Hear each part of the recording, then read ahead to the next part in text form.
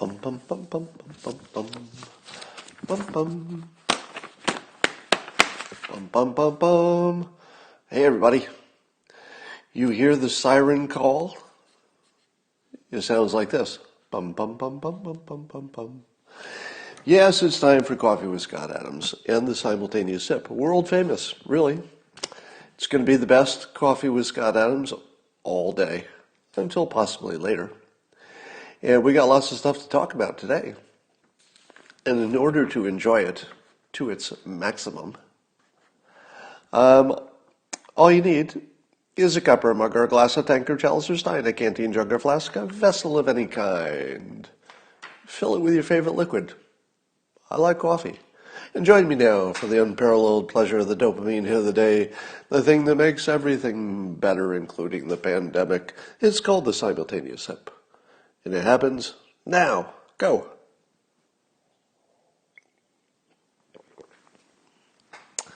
Well, there's so much silly news today that I almost can't stand it. I like the silly news, the stuff that really doesn't make any difference at all to anything.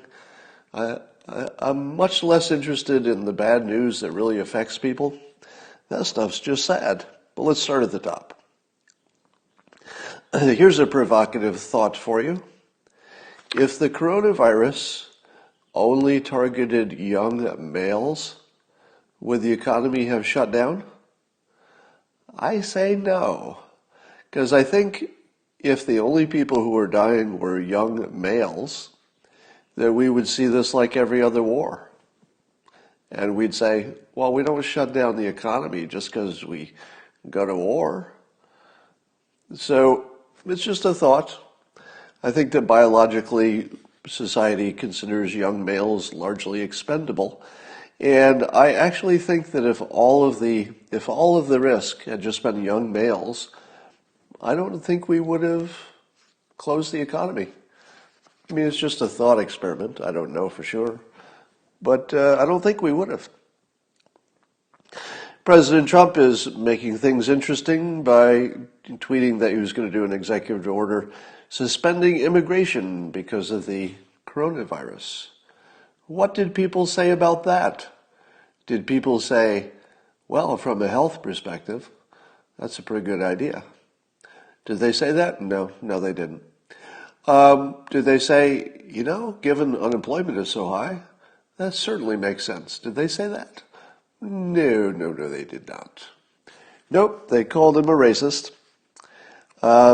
Jennifer Rubin always wants to be first to that. What did she say? She said, so this is Jennifer Rubin. Now, I honestly don't know the real story with Jennifer Rubin. She calls herself a conservative, but she only talks smack about President Trump. So I don't know what kind of a conservative she is. And I don't even know if she believes her own stated opinions. And I actually don't know that. I mean, I'm not even leaning one way or the other. I can't tell. Can you? Do you think that Jennifer Rubin believes her own opinions? The ones that she expresses in public? Because I really can't tell. And I mean that seriously. I honestly, seriously can't tell if she's being serious. Or if it's just part of the act, part of the show. She's on a team, so she's playing team sport. Can't tell. But let me tell you what she tweeted. She talked about President Trump saying he was going to stop all immigration during the coronavirus. And she said, replying to his tweet, no doubt Trump's base is primarily motivated by racism. This is why Trump does this every damn time. And so I ask you this. Have you ever met a conservative who thought that race should determine public policy? I've never met one. Now, obviously, I've met people who are racist, and they come in all types. They're not just white. I don't know if I've met anybody that I wouldn't call a racist on some level, if you know what I mean. When you talk to people privately, no matter what ethnicity they are, they tend to express preferences. If you ask anybody of any race, are you a racist? Most people will say, no, no, no, I'm not a racist. Then ask the same person, do you have any preferences for dating? And they'll say, oh yeah. Now, often their preferences for dating are not even their own ethnicity. Ethnicity is quite common for people to say. In fact, I know several women who say they would only date black men. It's just their preference. Now, is that racist? Well, yeah, isn't it? If you act in a way that shows preference based on race, that's sort of racist. So I don't know anybody personally who doesn't make their own personal decisions, at least about who they have, let's say, mating preferences for. But in terms of anybody who thinks that the world should be organized that way, I've literally never met anybody. Have you?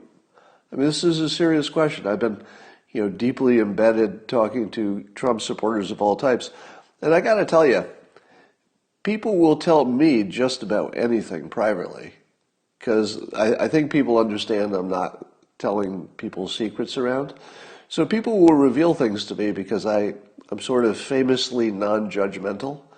I've had people reveal to me horrible crimes they've committed, horrible things they've thought, horrible things they've done. It all, just goes in the vault, so it's safe to tell me. And I don't judge it. I just think everybody, my opinion is if I really knew everybody's internal thoughts, they should all be executed. Everybody should have the death sentence for their thoughts. But we don't do that. There's a good reason for that. So I've just never met anybody, a Trump supporter, well, let's just say Trump supporter or a conservative. I've never met a conservative who thought there should be any kind of laws or public rules or guidelines or anything that was based on ethnicity. I've never seen that. But Jennifer Rubin believes there's no doubt, she uses the phrase no doubt, Trump's base is primarily motivated by racism. Do you think that's something that somebody could tell from a distance? Have you met anybody who is primarily motivated by racism? I don't even know if anybody is. It's certainly not conservatives. They're not primarily motivated by racism. I've never met that person. So what I tweeted about that is that if you think you can read the minds of 60 million people, and you can see in them that they're primarily motivated by anything, whether it's racism or anything else, if you can think that you have no doubt about 60 million people's primary motivation, and you're so certain of that you will tweet it in public, you are not operating at a high level of awareness. I won't say intelligence, because I don't think it's an IQ issue. There's smart people on every topic all over the place. But clearly there's an awareness problem. Like an awareness of reality. How could you go through life, unless she's just acting? You can't rule out the possibility that, because I can't read her mind, right? So I'm trying to be consistent with the fact that we don't know what the strangers are thinking.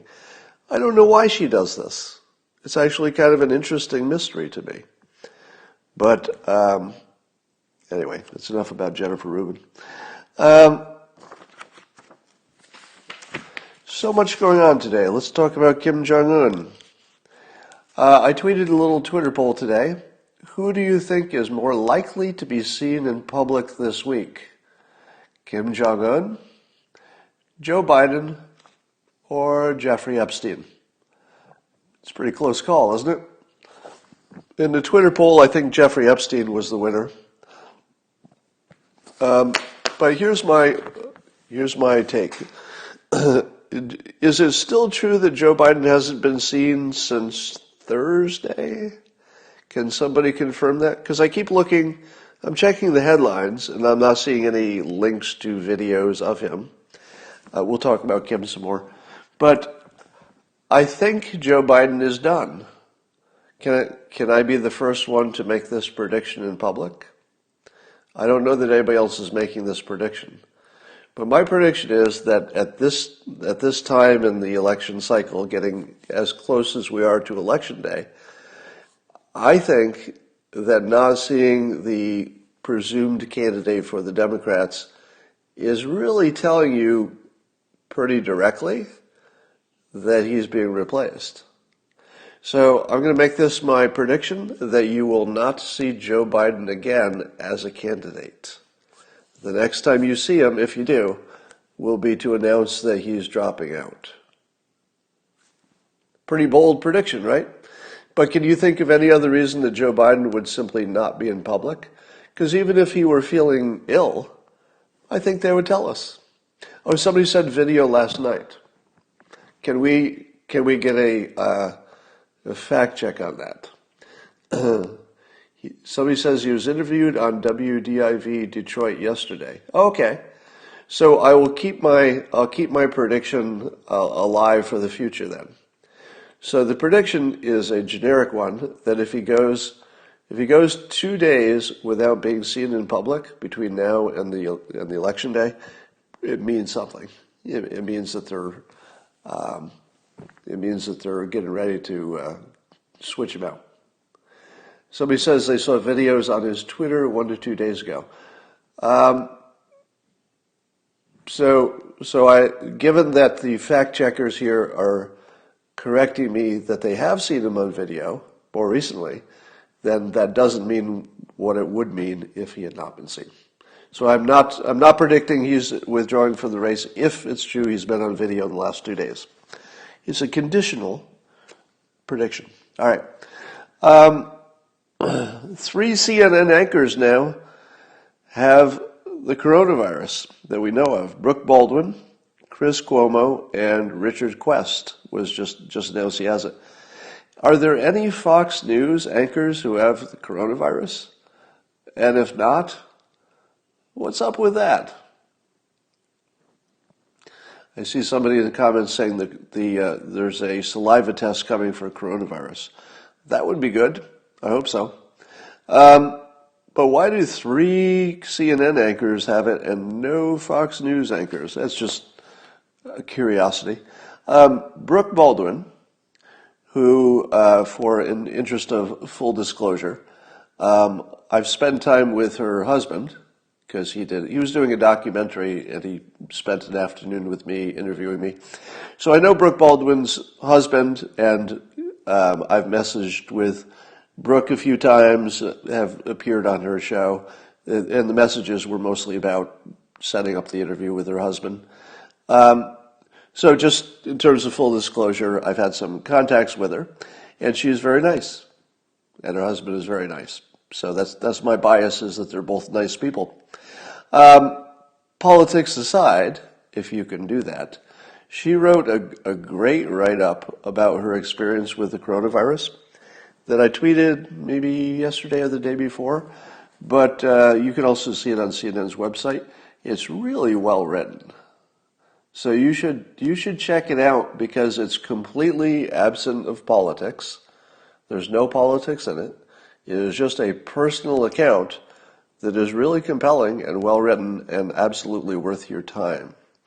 All right, let's talk about Kim Jong-Un. Well, what we know about that is that we don't know anything about it. We don't know anything about Kim Jong-un. So if you think he's dead, or you think he's brain dead, or you think he's alive, it's just a guess.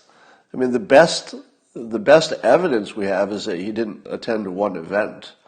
But, I mean, it's possible he's not attending events just to stay away from coronavirus. So, somebody says Jedediah Bila has it on Fox. Okay, I didn't know that. And I don't know, did she get it while she was staying home? Well, I guess we wouldn't know. All right, so thank you for that fact check. So there are more famous people getting it. You know, I've said that personally I'm not going to get real panicked about the coronavirus and from the health impact part. For me personally, until there's one celebrity that I know who dies from it. It has to be under 70, because, somebody over 70 dying is no surprise. But the first time I hear that somebody famous, could be in sports or any domain, and they're under 70, and they die from the coronavirus, that's when I will get worried, because this is my irrational, the irrational mind. There's no logic to this whatsoever. So what I'm going to say, I'm completely aware is irrational, but it still works. And that is, what are the odds I would be the first famous person to die from the coronavirus? Well, it would be one out of all famous people. How many famous people are there in the world that you and I would all know their names and say, oh yeah, I don't even follow that sport, but I know Tiger Woods, I don't really watch the Kardashians, but I know who Kim Kardashian is. So there are a lot of celebrities in the world, or a lot of famous people, if you want to use a more generic word. Not a single one of them under 70 has died yet. And of all those celebrities, until the first one goes, what are the odds I'm going to be the first one? So that's what I'm thinking. I know it's irrational. I'm just telling you that's how I'm thinking. So I don't know if there's not much to say about Kim Jong-Un, because I think you just have to wait and see if there's anything there. At one point there was this report based on a rumor that a Chinese doctor who had coronavirus came in to operate on Kim, and that's where he got the coronavirus, but none of that is checking out. Apparently there's no evidence for any of that. So, but you would think that North Korea would at least show us some signs of life if Kim were in good shape. So I'm gonna assume that he's got some health issues, but that's all we know. Now, let us speculate. Who would take over? Who would take over if Kim leaves? And somebody says, you're famous? Google me. You can find out for yourself. And I was reading Michael Malice's tweet thread. So Michael Malice has a book about North Korea. He's visited there, and he's got better insight than 99.9999% of us. So he was saying that there's no clear succession, and that you just don't know. And somebody says Joe Diffie was 61, doesn't count because I didn't know who he was until he died. But I'll acknowledge that you know him, but it doesn't count because I didn't know who he was. Would it be his sister? Now, I think Michael Malice said this, that there's a very low chance that a female would be in the leadership ranks in North Korea because there's sexism. So it's very unlikely it would be the sister. So if it's not the sister, and I guess he's only got one brother left who isn't interested, so things could get really interesting over there. Things could get really interesting. And it makes you wonder if whoever is next in line would maybe be somebody who didn't have blood on their hands, if that's possible. I don't know if that's possible over there. But imagine if they got a new leader who did not have a reputation for having been involved in some kind of badness that we couldn't really get behind them. What if they come up with a new leader who has sort of a clean slate and has no reputation for having killed anybody? Because that's the only leader who could come to the United States and say, hey, how about we work together? Because it would really be hard for any country to fully embrace working with Kim Jong-Un, even though we might hold our noses and try, because he has blood on his hands. But what if they come up with a new leader, and either we don't know about any blood on their hands, or there doesn't seem to be any? That's a leader who could say, I think I could work with other countries. Because then we wouldn't be, we wouldn't be so concerned about that. Yes, I know John Prine died, but I'd never heard of him either. So it doesn't count unless I've heard of him. I hear Apple is planning to build their 2020 iPhones in Brazil, which I think would be I think, means moving at least some of their production out of China. Apple is the one I've been watching because people have been saying that there's not going to be decoupling unless Apple does it. Because as long as Apple is happy to make their iPhones in China, I think every other company has cover. Because Apple, they do a really good job of positioning themselves as kind of a moral company. You could argue whether that's true or false, but they do a really good job of positioning that way. And if Apple is looking to move their supply chain out of China, it doesn't have to be for political reasons, it could be just to reduce their risk, then that kind of makes it safe for everybody else to do it. So the decoupling is on. Nothing will happen. Nothing could stop it now. Let's talk about Trump's stopping of immigration from a political standpoint. I think the Democrats are going to say, he's going to win this round because his base will love it, because it looks like they'll be thinking, well, maybe it'll be permanent. It won't be permanent, but maybe his base will think so, or some of them. So it might help his popularity. His popularity with his base might go up. And it makes it very hard to argue against it, because at this point, who exactly benefits from stopping immigration during the coronavirus? I think it's mostly minorities, right? Wouldn't the people who would be helped the most be the people who are competing for those jobs? I mean, it seems to me they're the ones who would be helped the most. So the president's being called a racist for a policy that clearly is strongly weighted toward helping, the black population in this country, even the other immigrants who are already here, even the illegal immigrants who are already here. Stopping immigration is good even for the people who don't have, documented citizenship, because the last thing they want is more people like them in the country, because they'd be competing for the same limited jobs. So it's sort of ridiculous that in this case, a policy that's clearly primarily beneficial for the minority population in this country is being called racist. But there you have it. It's a political year. Iran's Revolutionary Guard, the new head, the guy that replaced Soleimani, who was killed in the drone strike. So their new chief, he unveiled a coronavirus detection device that was a huge breakthrough in coronavirus detection. And you might be wondering, why was it being introduced by Iran's Revolutionary Guard instead of some kind of medical group? Well, it turns out that even Iran's own medical people quickly dismissed this device as being a fraud. That's right. The guy who replaced the strategic genius that we killed with the drone. So everybody seemed to think that Soleimani was, hate him or love him, he was sort of a genius and a master manipulator. I've often said that it does make sense to kill the top terrorist, because the number 2 terrorist often is not as amazing as the number 1 person. And sometimes you need that number 1 person to really get things going and keep it going.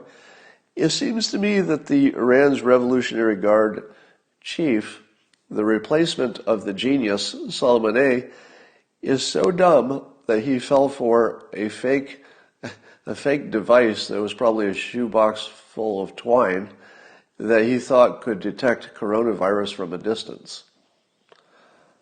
That's the guy who's the head of the Revolutionary Guard, that he fell for a hoax, that there was a device, that apparently the same device had been used in other hoaxes. It was even a retread of a hoax. So, somebody says it's a hydrocarbon detector or something. I don't know what it is, but or maybe that was what the other hoax was. So I don't think we have to worry about Iran's Revolutionary Guard employing genius strategies against us, because it doesn't look like they have a genius running it. That's what I'm saying. There's a weird little story about Chris Cuomo breaking quarantine, because of course he has the coronavirus. And there's a story that he went and visited some other property he owns that was under construction, and he got in an altercation with a bicycler who recognized him and thought he should be in quarantine. And if that's true, then people are wondering, what is this video of Chris Cuomo emerging from his basement for the first time if he's been driving around?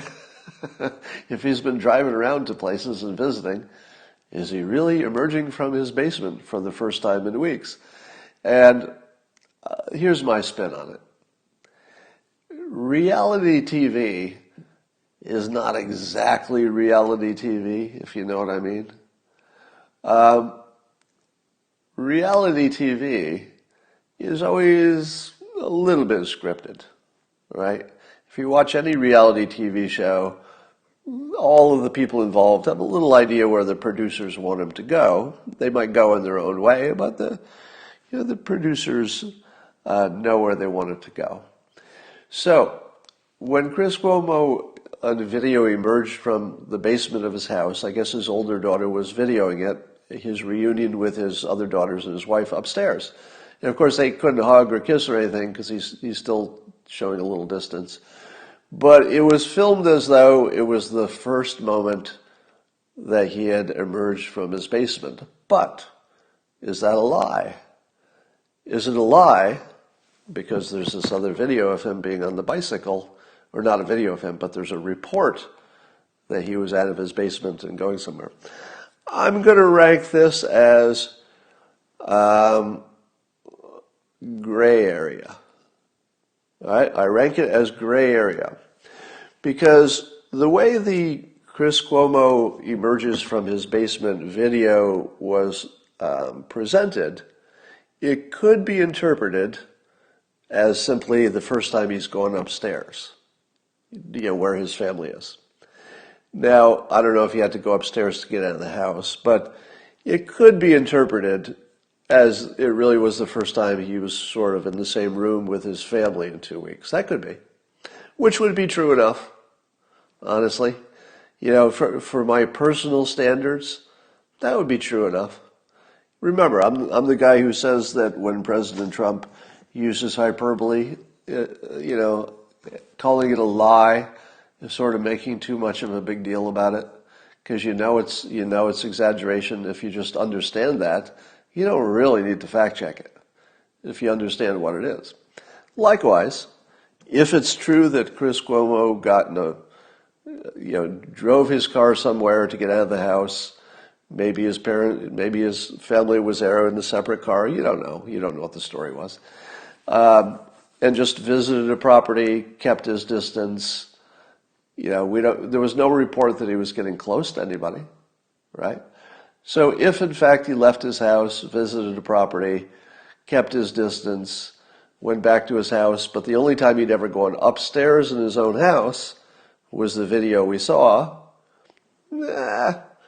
it's close to reality. I'll give him a pass on that. So in the realm of news and reality, it's close enough to true.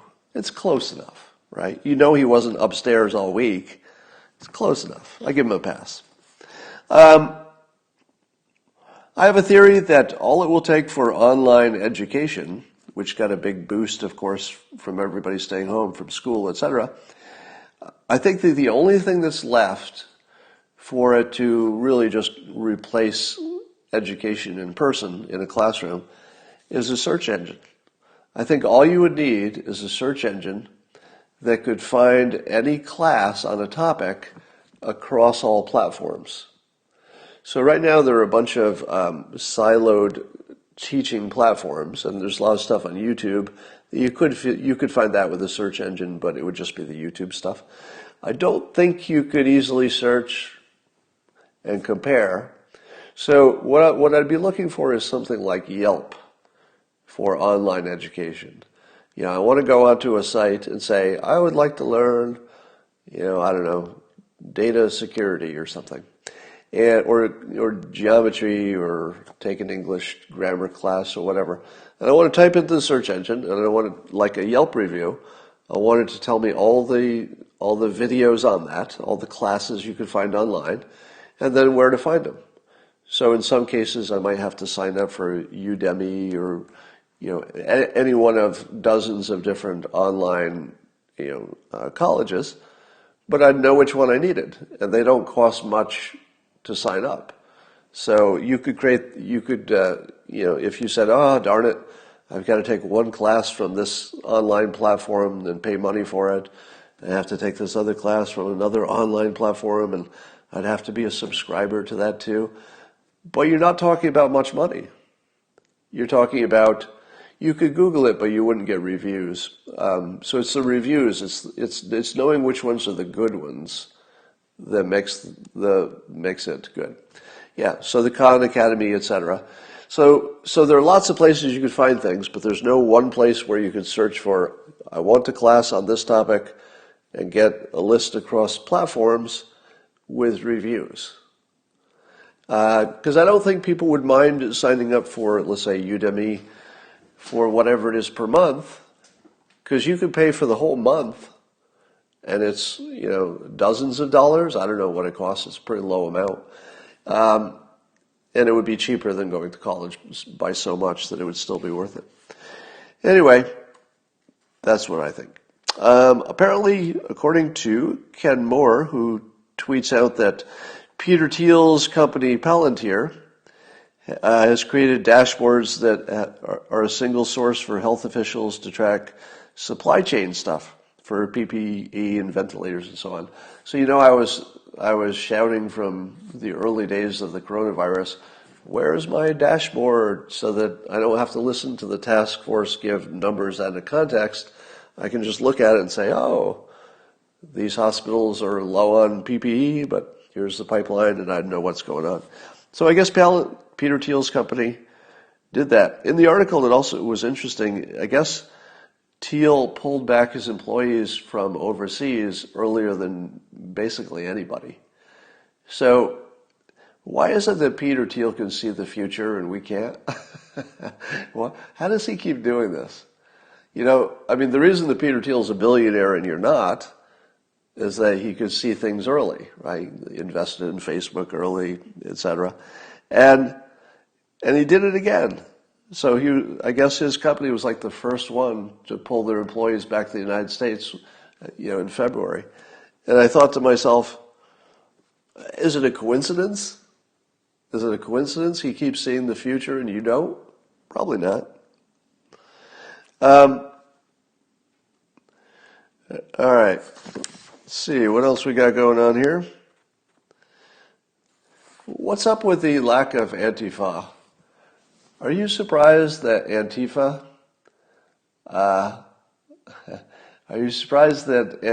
is not protesting the shutdown of the economy? Because what could be more fascist, according to them, than the government overruling pretty much everything in civil liberties, and talking about chipping us and putting ankle bracelets on us and armbands and carry IDs and stuff, which, by the way, I don't think these are all bad ideas. I'm just wondering why Antifa doesn't. Is there some reason Antifa is so quiet? Yeah. Somebody says it's because schools are closed. Maybe if a lot of them are college kids, that could be part of it. But you would think this is when they should be most active. And it just kind of shows that it was always a fake organization in the first place. It was partly fake in the sense that probably funded by outside sources, and also fake in the sense it was more of a lifestyle movement. It was about the fun of the event as much as it was about politics, I think. That's my personal opinion, based on hearing interviews with at least one person who was a member who confirmed that, in his opinion, and the people he talked to in Antifa, a lot of it was lifestyle. It wasn't even about the end result. Late last month, this was from, I think, a Fox News report, The Trump administration officials ignited a quest to root out suspected spies from prominent U.S. media outlets. And don't you wonder how big a deal that is? How big a deal are Chinese spies or just foreign spies in general at our big media outlets, including the social media platforms plus the news? How big a deal do you think that is? Now, I don't know. I don't know how big a deal it is. But I've said before, and I'll reiterate, that you should expect that in the long run, I don't know how long the real long run is. I don't know if we're in the long run or approaching the long run. But in the long run, you should expect all of the social media platforms and news platforms to be essentially captured by intelligence services, because it's too valuable not to. It would be crazy if our CIA is not trying to capture foreign news entities, at least the ones that are not owned by their own government. It would be crazy if other foreign entities are not trying to put spies into our platforms. And given that they have so much to gain, and they can lose a spy now and then, nobody's going to stop spying because a spy got caught. So from the perspective of a foreign country, there's this gigantic thing to be gained if you can get some control of any parts of the media in another country. Gigantic gains to be had with no risk at all. Because we catch spies all the time, and you just sort of ship them home, or you send some diplomats home, but basically we don't do anything. We don't do anything. So it's a free slap. So what are the odds that China and Russia and who knows who else, what are the odds that they're not already deeply embedded into our social media and news platforms? It would be crazy to assume it's not already happening. And if it hasn't already happened completely, my prediction is it has to happen in the long run. There's no force to counterbalance it.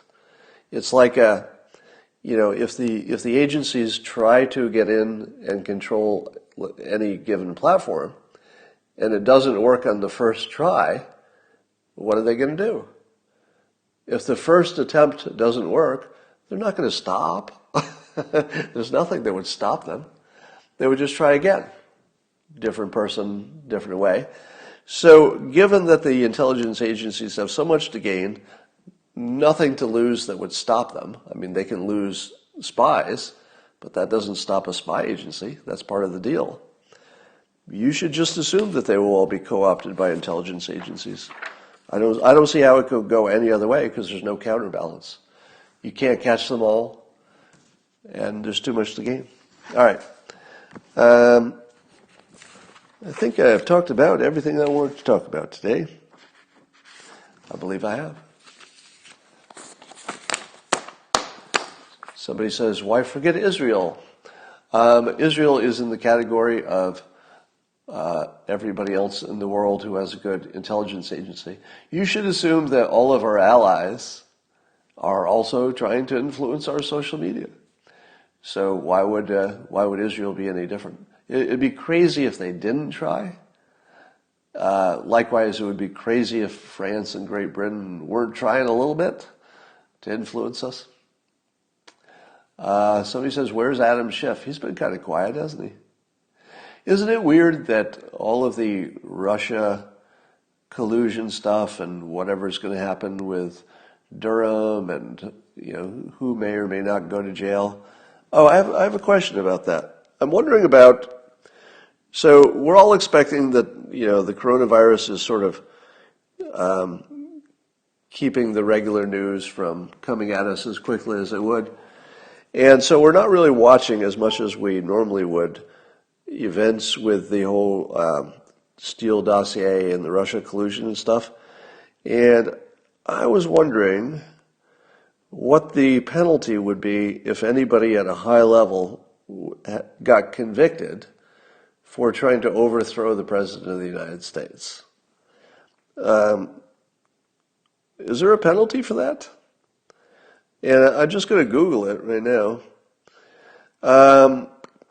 So, so treason would be if you levied war against your own country, in this case the United States, or adheres to their enemy, giving them aid and comfort within the United States or elsewhere, is guilty of treason and shall suffer death, or shall be imprisoned not less than 5 years. Okay, so that was the question I wanted to have an answer to, because I was wondering if it's always the death penalty. Apparently it's not the death penalty necessarily. So it could be over 5 years, so it says not less than 5 years, or you could be fined. And fined. So you could be fined and 5 years. Not necessarily death. But I don't know if it would be considered treason unless our intelligence agencies were working for the benefit of an enemy. Whoever owing allegiance levies war against them or adheres to their enemies. So I guess enemy would be the key word here. And there's probably lots of constitutional law and stuff that I don't know about that.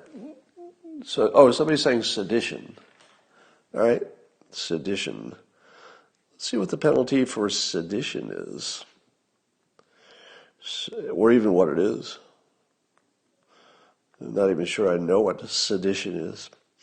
It's a serious felony punishable by fines and up to 20 years in prison, and it's the act of inciting revolt or violence against a lawful authority with the goal. Oh, okay. Yeah, it's punishable by fines and up to 20 years in prison.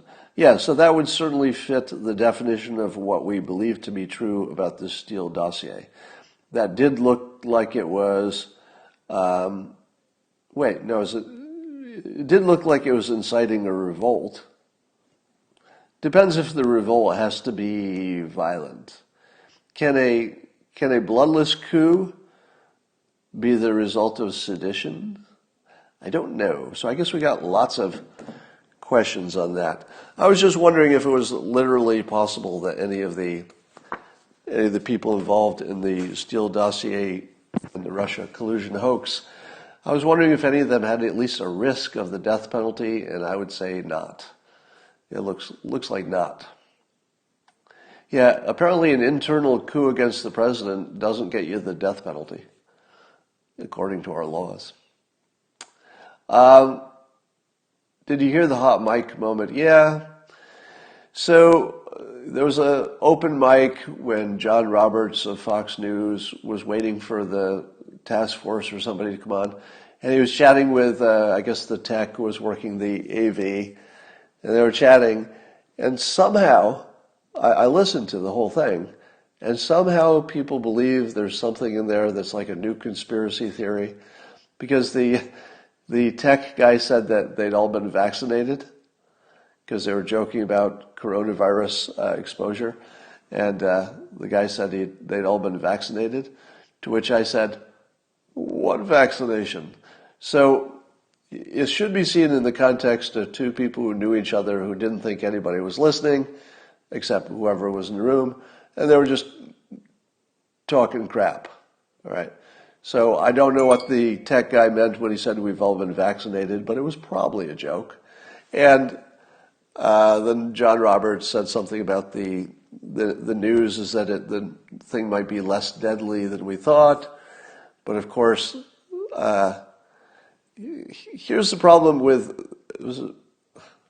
I feel like I'm going to say something that's as obvious as when I said face masks obviously work, even when every medical expert on TV was telling you they didn't. And I was still saying, no, I'm pretty sure they work. This feels like another one of those situations. The news that we're hearing is that if it's true that the coronavirus is far more widespread than we think, then that would also mean it's a relatively weak virus, meaning it doesn't kill many people as a percentage. And it might not kill any more people than the regular flu, at least during the lockdown it doesn't. But if you have one that's the same deadliness as the regular flu, but it's far more viral, correct me if I'm wrong, super viral, but only kills the same percentage of people as a regular flu, is still super bad compared to the regular flu. Can anybody fact check me on that? Is that not screamingly obvious that there's no good news from the fact that lots of people have it without symptoms? There's no good news in that, right? Am I wrong? Because everybody's acting like that's good news, and I don't see any good news. I see something that's exactly as deadly as it is because it's filling up ER rooms and ICUs, and we're also looking at a situation with full mitigation. So I think everybody on television who says, hey, lots of people have it without symptoms, therefore it's not that dangerous, I think they're just wrong, right?